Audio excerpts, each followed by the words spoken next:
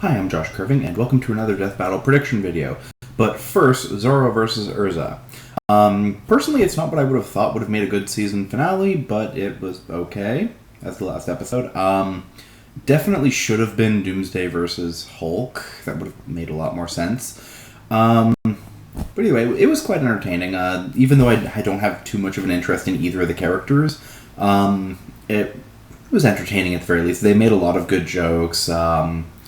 They got into a lot of the information and didn't downplay too much, surprisingly. Oh, actually, that's kind of a lie. They did downplay speed a lot.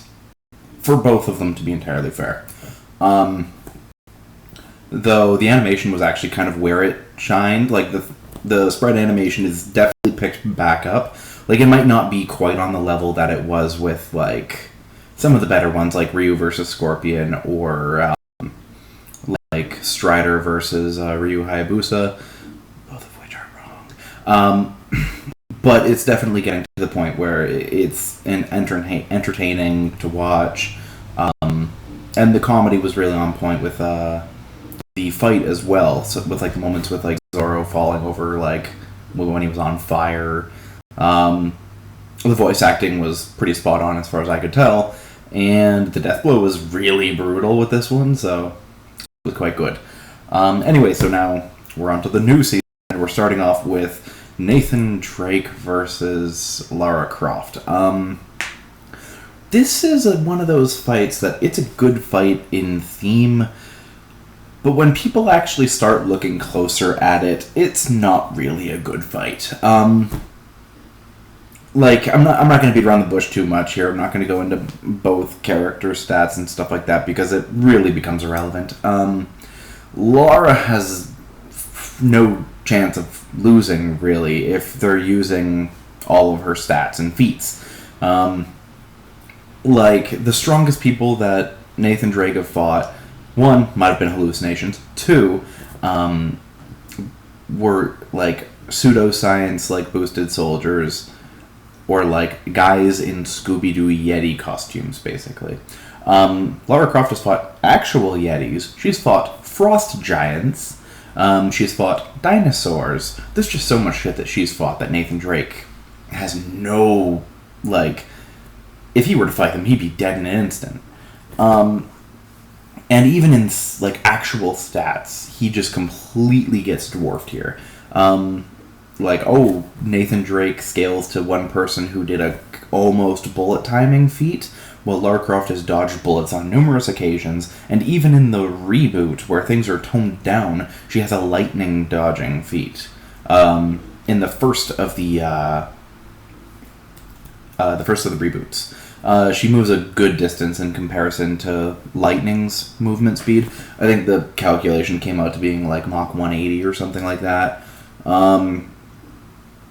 She's tanked explosions that dwarf the things that she's in, such as airplanes, entire mansions, things like that. She's strong enough to hold up massive metal gates, move entire stone pillars, and her weapon and her weapon speed is ridiculous.